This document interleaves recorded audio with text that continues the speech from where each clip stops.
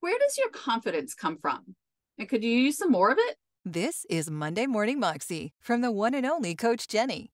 Each week, Coach Jennie shares a new challenge designed to help you become more productive, more focused, more decisive, and more confident in every aspect of your life. Not next month, not next year, this week, and every week after that, so you can actually accomplish what matters most to you. Hello and welcome to my weekly web show, Monday Morning Moxie with Coach Jennie. I'm your host, Jennie Mustafa Julak, but everybody just calls me Coach Jennie. And I am so excited that you're here. Each week, I am here to give you a little kick in the pants, inviting you to take part in a bit of an experiment. So I'm going to coach, I'm going to teach, I'm going to answer a few questions from viewers like you. And most importantly, I'm going to drop a 7-day challenge for you to experiment with and see whether or not that fits. Give this a try and see if this changes how you approach making things happen in your world so that you can get further and faster than you ever thought possible. So let's get on with today's episode. Last week on my challenge was all about this concept of learning to build the plane while you're flying it, allowing you to put perfectionism aside and just get started, even before you have it all figured out, even before you have a complete strategy in mind, even before you know what the outcome is going to look like. By building the plane while flying it, you get to dust off one of your big, juicy, exciting, terrible ideas and say, you know what, I'm going to give it a spin. So I invited you to do just that. If you missed that video, go back and be sure to check it out. If you took me up on the challenge, I would love to hear how it went. What idea did you dust off? What starting line did you cross? How does it feel now that things are moving and you've given it a go? Leave me a comment and let me know how it went. For this week's Monday Morning Moxie, I want to talk about something that I think is one of the most dangerous habits I see in my coaching practice. And frankly, one of the most dangerous habits I see in humankind. I call it puddle jumping. So let me give you the 101. Imagine you're about to do something big, something important, something that matters to you. It might be something that you've never tried before, or it might be something that you have tried before, but quit really early, or it failed, or it didn't go the way you wanted it to. But it's a big thing. Maybe it's, I want to write my first book, or shoot my first video, or ask this person out, or live in an Airstream. I don't know what it is. But when you're about to do something, when you're thinking about doing something, or if you're Southern, when you're fixing to do something, it feels so enormous. The emotional gravity of this thing is massive. And the idea of actually accomplishing that thing feels like, if you'll play with the metaphor, crossing an ocean. Like there's this massive ocean between where you are right now before the starting line and where you want to get to. And that ocean, you can't even see the other side. It's vast, right? Like that ocean just feels like it could just swallow you whole. It's filled with unknowns and dangers, and it just feels that big and impossible. When you're about to do something that's really big, that really matters to you, it can feel that way. Now, that may be terrifying and that may be exciting, or in the best of both worlds, it's both. My favorite cocktail is both half exciting and half terrifying, because that means you're about to do something that really, really matters to you. That's what I'm all about. But when you're looking at that ocean, you really see the bigness of this potential future accomplishment. However, once you've actually done the thing, once you've actually gotten to the other shore and you've accomplished this thing, you start to minimize the impact of how big a deal it was. And you start to trivialize all the effort, trivialize all of the feelings you had at the beginning. And because you were able to do it, and I'm not talking to you, I'm talking to, you were able to do it. It couldn't have been that big a deal, right? Like, I mean, I thought it was a big deal, but it was really no big deal. And this is when you kind of look back over your shoulder at the thing you just did, this accomplishment that once upon a time felt like a friggin' ocean. And you trivialize it and say, it's just like, hopping over a little puddle. I call that entire trivializing phenomenon, that habit that we have of doing that, puddle jumping. And it's an epidemic. Everybody I meet has a tendency to puddle jump. And I am on a personal mission to squash as much puddle jumping in the world as I possibly can, because this habit is stealing your thunder. It is not allowing you to really experience and enjoy how far you've come. And most importantly, it's keeping you from actually accessing all the confidence you've already earned. The good news is puddle jumping isn't some disease that you have. It's not some incurable thing that was implanted on you at birth and that you are going to do for the rest of your life. Puddle jumping is just a habit. Maybe it's a very well-worn habit that you've done for, your entire lifetime, but it's just that. It's a habit. And habits, my friend, can be changed. Now, if you're a fellow coach or life coach, then you're probably predicting what I'm going to say next and preparing for me to say something that sounds really lovely to you. If you're not a coach, you're probably going, ugh, here comes the coachy part. And yeah, I'm going to get a little coachy, but not trite coachy on you. Because if one more person says, you just need to believe in yourself one more time to me, I'm not going to finish that sentence. I'm not going to tell you to let go of your limiting beliefs and just adopt a mindset of blah, blah, blah, blah, blah, blah, blah, because none of that is actually helpful. I wish it was that easy. Here's where I differ from all of those coaches who got their certificate a couple of weeks ago. You're not going to get there by just magically deciding to change your thoughts. In order to break your relationship with this puddle jumping habit, we need to replace it with something real. Credit. Proof of your own brilliance. Somewhere in the middle of your journey crossing all of the oceans that you've already crossed, you've kind of lost the plot. You have forgotten to recognize how far you've come. So by learning to give yourself credit for all of these oceans and actually remember that they're not puddles, they're actual oceans. They're really good. Go with me on this metaphor. I know I'm beating it to death, but stick with me. You have crossed all these freaking oceans and they really matter to you once upon a time. And it's a big flipping deal that you did. By recognizing and looking at that and really allowing yourself to internalize, oh my gosh, that is worthy of giving myself a little credit. That is worthy of a happy dance. That is worthy of a pat on my back. You're going to start to realize, oh my goodness, look how far I've really come. That right there in the credit is where you're going to find all the confidence you've already earned. Because I say this all the freaking time. You don't get confident and then go do something. You go do something, maybe even fail and suck at it at first, but you go do something, learn along the way, and then earn the confidence from it. I know that you have earned a ton of confidence in crossing all of these oceans, and yet you haven't given yourself credit for it. And that's the practice I want to teach you today. But before we get to that, let's talk a little bit about why it's so hard to give yourself credit, why it's not natural to really own that, because it's not your fault. We were taught not to. Especially if you're about my age in your 40s or 50s, and especially if you're a woman. How many times were you told growing up by a parent or a teacher or by society in general, don't brag, don't show off, that's not polite, that's not ladylike? Or again, if you're Southern, don't get too big for your britches. Can you tell that I grew up in the South? That was baked into so many of our experiences growing up that the only time we felt we were allowed to give ourselves credit is when we had to put on some kind of weird cap or gown and pomp and circumstance was playing in the background. In fact, the only time that we really give ourselves credit for any particular accomplishment is when somebody's baking us a cake and having a party. There's so many oceans that you've crossed, big and small, that really matter, that by just recalibrating your eyes and starting to pay attention to these moments, you're going to realize, holy crap, look at how many different ways I am earning confidence and how many oceans I'm crossing that should not be trivialized into puddles. So these things can be small, they can be big, they can include all sorts of things. They can be tasks you finish, you deserve credit for that. They can be projects that you've started, you deserve credit for that.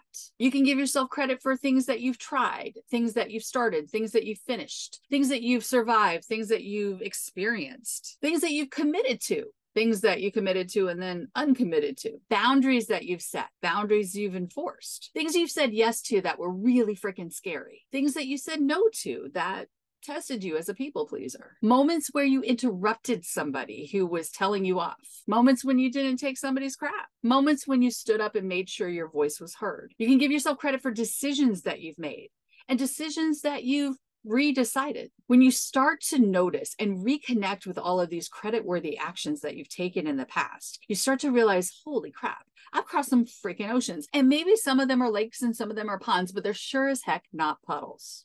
Puddle jumping is already the habit. Trivializing and not allowing yourself to experience the joy and the yumminess of look how far I've come and look at all I've been able to do and see that, even if it doesn't matter to anybody else, just not allowing yourself to see that is a habit. So getting into the habit of giving yourself credit and noticing these things is going to feel a little wonky at first. Now, here's the good news. I'm not asking you to give yourself credit publicly. You don't have to suddenly say, I'm going to do a YouTube video or an Instagram reel every day of, I'm giving myself credit for this. Though if you want to, go on with your bad self and please tag me. I'm asking you to make sure that you're noticing this for yourself. Because here's the other thing. That piece of credit might not matter to another human being on the planet. It doesn't have to. It only has to matter for you.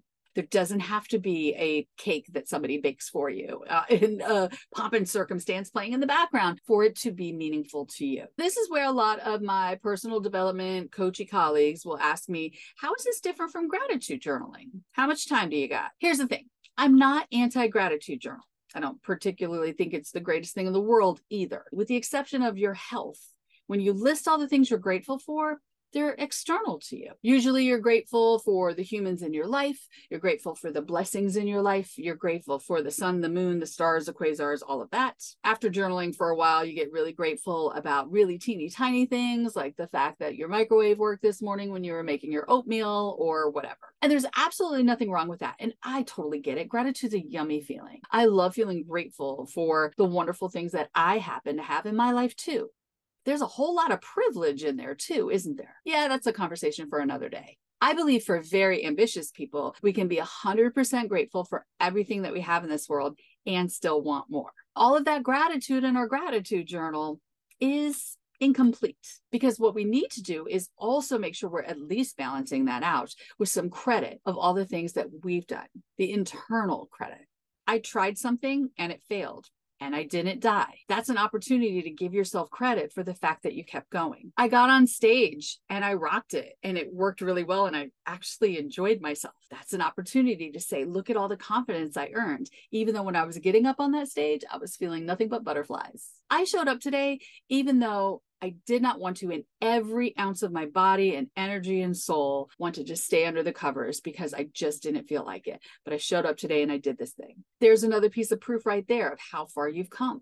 Giving yourself credit isn't just something nice and cute and coachy that I think you should do, though it is all of those things too. Giving yourself credit and practicing giving yourself credit on the regular gives you something that scientists call psychological momentum. And according to the oracle that is ChatGPT, psychological momentum refers to the idea that when people experience success or positive outcomes, they tend to build momentum and continue to experience more success. This is often talked about a lot when it comes to sports, but it absolutely refers to success in any area of your life. Because when we start documenting our success and noticing our positive experiences, we're kind of creating a record of all of our accomplishments and achievement. And from there, we can really build that sense of momentum and motivation, and most importantly, confidence that allows us to see that there's so much more possible for us than we thought in the first place. So conversely, when you are puddle jumping, you're not reaping the rewards of all that hard work that you put in before. You're not taking advantage of all the wisdom that you've already crafted through your lived experience. And when you get that psychological momentum going, you actually experience more joy, more excitement when you achieve more things. Then that creates a positive cycle of even more momentum and more progress and more bravery and confidence to try something new. So giving yourself credit is simply just acknowledging what you've already done. We're not inventing something new. And by acknowledging our accomplishments, we can truly take pride in our successes and then build on that. And nothing is going to quiet your inner critic that I call Hilda any faster than recognizing how far you've come, how you've grown as a person, how you've grown professionally, and what you're working on next. This is going to increase your belief in your ability to do other things. This is credit of things you've actually done, not just, deciding I need to believe in myself more. That's psychological momentum. And that's a real thing, a tangible thing that you can practice just by raising your awareness to all of the credit-worthy actions. And here's the cool part. By raising your awareness to credit-worthy actions you're taking, you're also going to start to notice when you don't have much to point to. And that's going to push you a little bit more to say, you know what is the next credit-worthy action I can take? If you really want to get further faster, I would like to invite you to an experiment. In the next 7 days, I want you to give yourself some freaking credit. I want you to take just 5-10 minutes each day and write down all of the different ways you think you deserve a little credit just from yourself. Again, these could be long-term, short-term, big, small. Doesn't matter. Just needs to be meaningful and significant to you. Give yourself credit for something you tried, something you started, something you finished, something you decided, something you redecided, something you committed to, something you uncommitted to. Give yourself credit for showing up. Give yourself credit for keeping boundaries. Give yourself credit for taking a break. And then give yourself credit for recognizing that you deserve some credit. It's going to take a little practice to even remember to do this, but it's going to let you really experience all of the wonderfulness that was that ocean. It's going to let you start to see, holy crap, if I can do this and this and this and this, and I can because I did, I have proof. I've given myself credit. Look at all this proof I'm sitting on. Look at all of this confidence that I could build on. What becomes possible for you is mind-boggling. And for bonus points, I invite you to write a list of, say, 5 of your most epic personal accomplishments ever. And again, these are not necessarily the ones that came with pomp and circumstance and a cap and gown and a little certificate or a cake at the party afterwards. I don't even like cake, so I don't know why I keep bringing it up. It's likely that these 5 pieces of credit that you want to give yourself, nobody else was even watching or noticed. Think of them as your personal triumphs. Mine include, one was building my business and my confidence up enough that I could actually retire my wife and have her join me as my business partner. Took 14 years, and I'm really proud of crossing that ocean. Oh, and self-publishing my book on Hilda. That was a big freaking deal for me. Finally, forgiving myself for my personal decision to pull away from toxic family members. Enough said. Inventing and at least codifying this concept of puddle jumping that I'm talking about in this video. Oh, and learning to tow and hitch and unhitch, and most importantly, back up a 28-foot Airstream trailer, all because my wife and I spent a lot of time watching YouTube videos and playing with a couple of toy cars. I'm very proud of that. These are my epic personal accomplishments that, again, probably don't mean anything to anybody else in this world. And they shouldn't, because they're just about me. So for the next 7 days, let's give this a go. Just give it an experiment. See whether or not this might change your life. It might not, but I have a feeling it will. Hi, Meredith here, CEO and wife of Coach Jennie. As you know, we polled our social media audience to find out what they want to know from Coach Jennie. So here they are in no particular order. First up, we have Christy from New York, and Christy wants to know, so what happens when Hilda is quiet? Like, for example, you're making a big life decision and Hilda is basically being silent. Does it mean it's not scary enough? Does it mean you've adapted? Does it mean you're not afraid of things? What's up when Hilda goes quiet? Oh my gosh, Christy, I love that you asked this question. It's a really important one.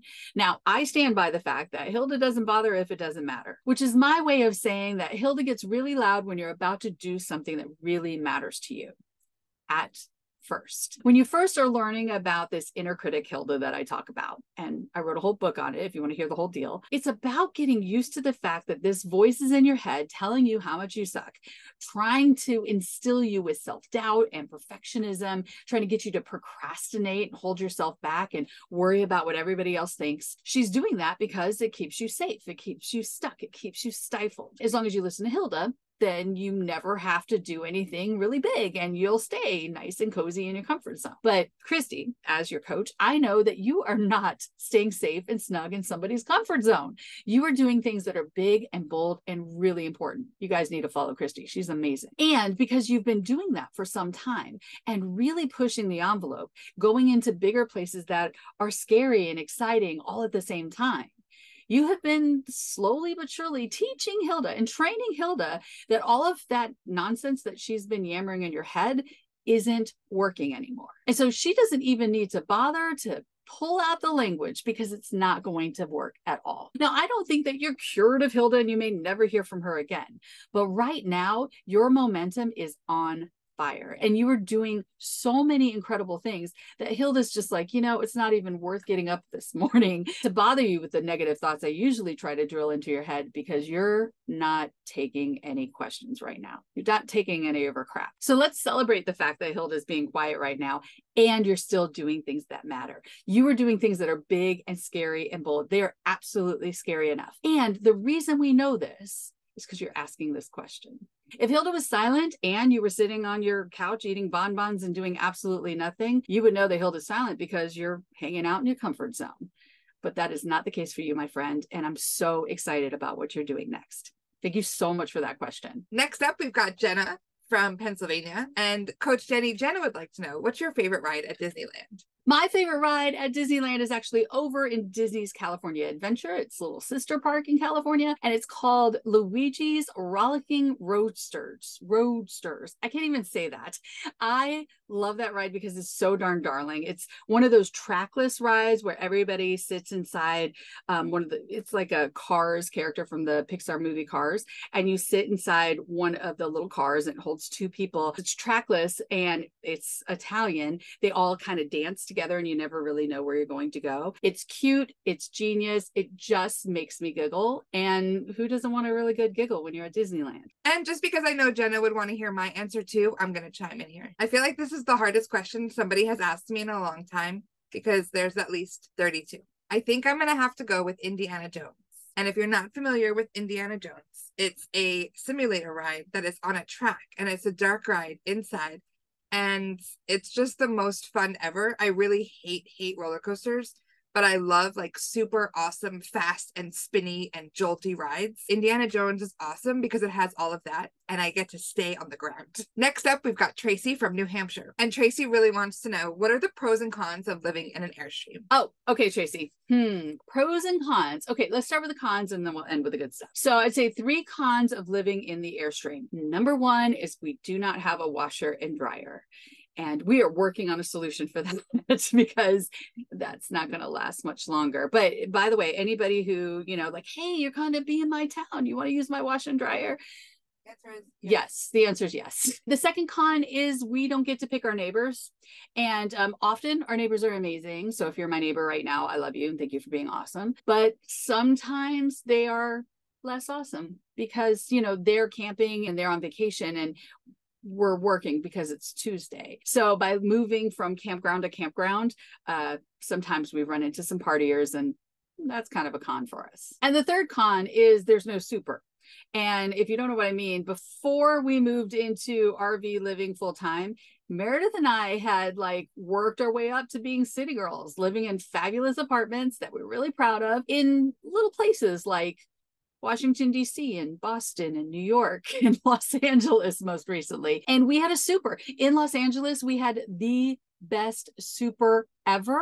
Oh my God, I miss you, Frank. He would come in and fix anything, and he would never take a tip, but he was just the most delightful guy in the world. And so if anything broke, because we were renters, they took care of it. And now if things break, it's up to us. Now it's cool because we've learned that we can do hard things, but we have a couple rivets that we have to replace, which means we literally have to learn how to be riveters soon, and not excited about that part. Okay, but now let's get into the pros, because that's much more exciting. I mean, the first one is obvious. We are completely untethered from anywhere. So we get to chase wherever it's 65 degrees and sunny and beautiful, though that doesn't always work. We can do our best, and we can be anywhere we want for as long as we want or as short as we want. And that lets us experience so many different places. Right now in today's episode, I'm filming this from a place called Oceanside, California, affectionately known as Oside, here in San Diego County, just a little bit north of San Diego. And it's freaking beautiful here. It's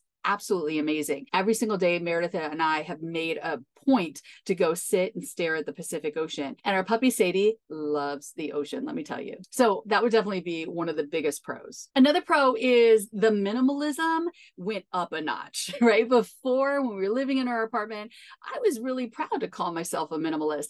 And then we moved into a rolling home that's 180 square feet-ish. And now we're seriously minimalist. If it is in this trailer or in the back back of our truck, it's essential. And otherwise it just does not exist. For a lot of people that would probably freak you out, but I love like living a life that doesn't have a lot of trappings. So that would definitely be another pro. But the biggest pro, if I'm being really honest, and I know this is a little sappy, but it's true, is that because we are embarking on this lifestyle and living in this beautiful, amazing Airstream, it has given us the opportunity financially to let Meredith leave her job, become my business partner, and for us to spend so much more time together than we ever used to be able to. Now, any day now, I'm going to get sick of her. I've been spending time with her since September of 1997, but it hasn't happened yet. And I just enjoy every minute that I get to spend with her.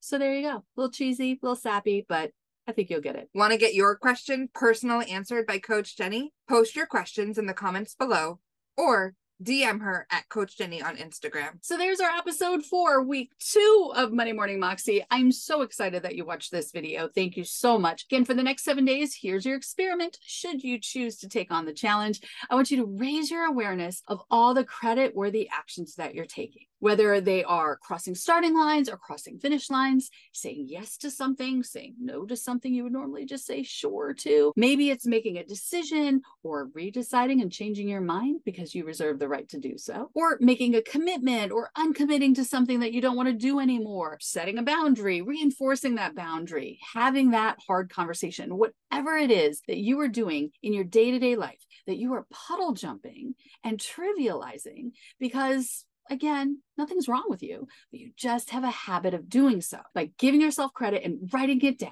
Just write it down on a sticky note. Remind yourself of that thing. You are well on your way to collecting proof of your brilliance. And for those bonus points, write down that list of 5 personal accomplishments that really mean the most to you from your history. And if you're willing, send me a DM and let me know what at least one of those things are so I can celebrate with you. Thanks for tuning in, and I'll see you next week at Monday Morning Moxie. Are you saying that only because I'm producing the questions? No, I'm not saying nice things about you only because you're producing the questions. How dare you? Can't believe you asked me that. This isn't going well. How does it feel now that you've crossed that started? In what way did you? I can't do this today. What is wrong with me? Okay, I'm gonna have some water. I just realized my water's right here. One moment. Somebody amazing got it for you. Thank you for putting my water right there. And puddle jumping is not some disease that you have. Whoops, I hit my glasses case. We don't need that. Now, it's probably a well-worn habit. Is that right? Well-worn habit? Is that a thing? Well-worn habit. Yeah. Yeah? I shall Google. Will you Google that? We're going to try that again. Are you liking any of this? Okay. We'll find out whether or not I'm allowed to say that. One moment, please. You see, somewhere in the middle of your metaphoric oceans that you've crossed all your life, something's kind of gotten lost in the journey. Why can't I say this? I feel like I've said that before, and it's just an idiom I've made up in my head. Maybe I've used it up because we've been married for 20 years and I've borrowed it from you. So maybe we just say that and it's a dumb thing. Well-worn habit. Is it? Oh yeah, well-worn habit. Okay. It's a thing. Okay, it's a thing. That's a thing. Okay. It says Ryan Holiday, who writes The Secret to Better Habits. Hey, if Ryan Holiday says it's a thing, it's a thing. Okay, thank you, Ryan. Appreciate it. Okay, moving on. Puddle jumping is just a really bad habit. Didn't even say well-worn after all that. This is the part of the... Okay, one moment, please. I'm not going to tell you that you just need to adopt a mindset of what is it? And if you're listening to me and you're, my age-ish in the 40s and 50s, right? You probably were brought up, especially if you're a woman, told not, why is this not English?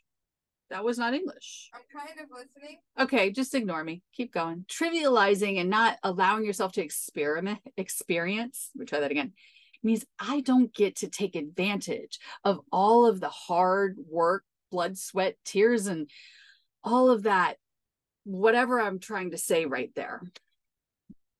I swear I had a point, and then it fell out of my head. What was it? One moment. Oh, I have no idea, but we'll figure it out. Okay. I'm done filming. Wait, how do I turn this off? There we go. That's a wrap.